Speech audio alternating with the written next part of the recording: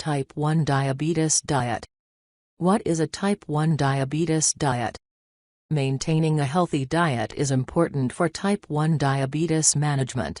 A type 1 diabetes diet is designed to provide maximum nutrition, while also monitoring intake of carbohydrates, protein, and fat. However, there's no single universal diabetes diet. It involves being mindful of how you eat and how your body will respond to certain foods. Why to follow a type 1 diabetes diet: People with type 1 diabetes need to monitor their blood sugar levels. Without proper diet, exercise, and insulin therapy, a person with type 1 diabetes could experience health complications. Complications associated with type 1 diabetes include vision problems, high blood pressure, which increases risk for heart attack, stroke, and poor circulation, kidney damage, nerve damage, skin sores and infections, which can cause pain and may lead to tissue death. Following proper dietary guidelines can help mitigate the difficulties of type 1 diabetes and help you avoid health complications. It can also improve your overall quality of life. Preparing for a type 1 diabetes diet. Just like there's no standard treatment for type 1 diabetes, there's no standard diet for diabetes. A nutritionist or dietitian can help you come up with meal plans and create a diet that works for you in the long term. It's easy to reach for fast food and other processed foods when you're short on time and money. However, these foods offer minimal nutrients and are high in fat, sugar, and salt. Planning your meals ahead of time and grocery shopping regularly can help cut down on any emergency eating. A well-stocked kitchen of healthy food can also cut down on unnecessary sugar, carbohydrates, sodium, and fat that can spike blood sugar. An important aspect of any diabetic diet is consistency. To maintain blood sugar levels, don't skip meals, try to eat around the same time each day, and pay attention to food labels. It's also important to work with your healthcare provider to calculate your correct dosing of insulin for your carbohydrate intake. There are two types of insulin coverage: bolus, which is prescribed as an insulin to carbohydrate ratio and represents how many grams of carbohydrates are covered by 1 unit of insulin; basal, which is a background insulin dose that replaces insulin overnight, when you are fasting, or in between meals. Bolus, which is prescribed as an insulin to carbohydrate ratio and represents how many grams of carbohydrates are covered by 1 unit of insulin. Basal, which is a background insulin dose that replaces insulin overnight, when you are fasting, or in between meals. Finding your correct carbohydrate to insulin balance will be crucial for deterring high or low blood sugar. In addition, it will be important to monitor activity level and its impact on your blood sugar and medications as well.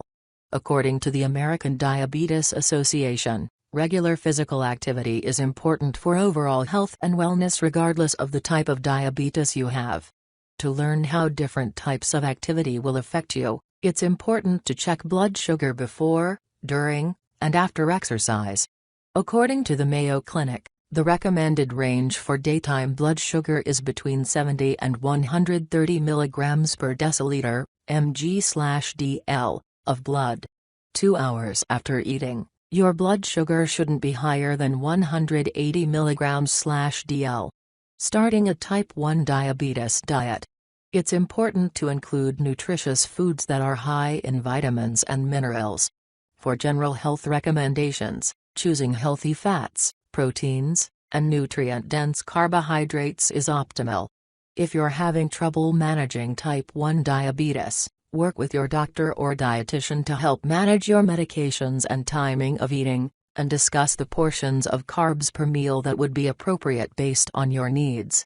You'll also need to take exercise into account and determine the carbohydrate need for your activity level. Here are some basic recommendations. Carbohydrates. There are 3 types of carbohydrates: starches, sugars, and fiber. They can come in the form of beans, starchy vegetables, fruit juices, pasta, or bread. carbohydrates turn into sugar in your digestive tract and are then absorbed into your bloodstream.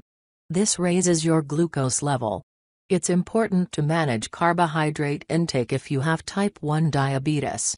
Some carbohydrates will act faster on blood sugar than others. If you're experiencing low blood sugar levels, choosing a fast-acting carb that will be easily digested and absorbed into the bloodstream will be best. Typically, starting with about 15 grams of carbs should be adequate. Then recheck blood sugar, and have another 15 grams if your reading is still low. Examples of fast-acting carbohydrates that have 15 grams of carbs include 1/4 cup fruit juice, 1 small fresh fruit, 4 ounces, 4 to 6 crackers, 2 tablespoons of raisins, 1 tablespoon of honey. Fruits. Fruits are natural sources of sugar and should be counted as carbohydrates if you're using a diet plan. You can choose fresh or frozen. It's important to understand how many carbohydrates are in certain portions of fruit. This will help you manage your blood sugar and insulin levels. Examples of fruit portions that contain 15 grams of carbohydrates include 1/2 cup of canned fruit, 1/4 cup of dried fruit, 1 small fresh fruit, 3 ounces of grapes, 1 cup of melon or berries, 1/2 cup of fruit juice. Keep in mind you don't have to limit yourself to only 15 grams per meal or snack. But it is important to know how many carbs are in certain servings based on your insulin needs and overall blood sugar management plan. Vegetables. Starch is a form of sugar that naturally occurs in many common vegetables, such as potatoes, corn, and peas. Starchy vegetables contain more carbohydrates than other vegetables and should be eaten in moderation and accounted for when calculating your carbohydrate intake. Non-starchy vegetables have a lower impact on your blood sugar and are rich in vitamins, minerals, fiber, and phytochemicals. You can eat up to 3 cups of these types of veggies per meal without having a major impact on your blood sugar. Count more than 3 cups as about 15 grams of carbs, and anything below that would be considered free. These include green leafy vegetables, asparagus, beets, carrots, celery, cucumber, onions, peppers, sprouts, tomatoes. Always choose fresh or frozen vegetables without added salt or sauces. Portions of starchy vegetables that have 15 grams of carbs include 3 ounces of a baked potato, 1/2 cup of corn, 1/2 cup of sweet potatoes or boiled potatoes, 1/2 cup of peas, 1/2 cup of winter squash. Whole grains. Whole grains are a nutritious and fibrous starch. It's recommended that at least 50% of grains eaten should be whole. Brown rice, bran cereal, and whole grain breads are great sources.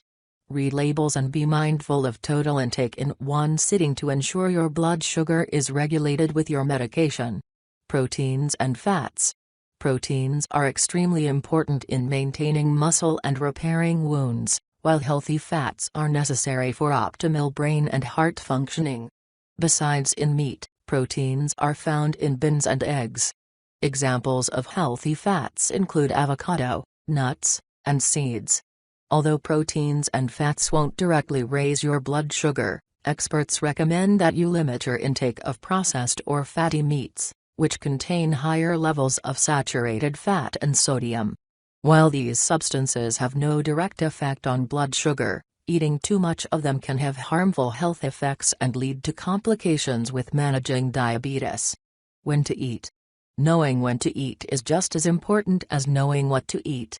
Eating smaller meals and progressively snacking throughout the day can make your blood sugar easier to monitor and prevent levels from peaking. Your doctor and a registered dietitian or certified diabetes educator can help you calculate your exact insulin needs to support your carbohydrate intake and avoid blood sugar highs and lows. Fruits, vegetables, nuts, and other foods travel easily and are great to have on hand when you need them. A healthy breakfast can get your blood sugar back up after a night's rest. Exercise and physical activity lowers blood sugar. If you're going to do intense exercise, You'll want to measure your blood sugar before and after you exercise. This will let you know how much you'll have to eat to maintain a healthy level. The American Diabetes Association has a full listing of common foods and drinks and how they will affect your diabetes diet.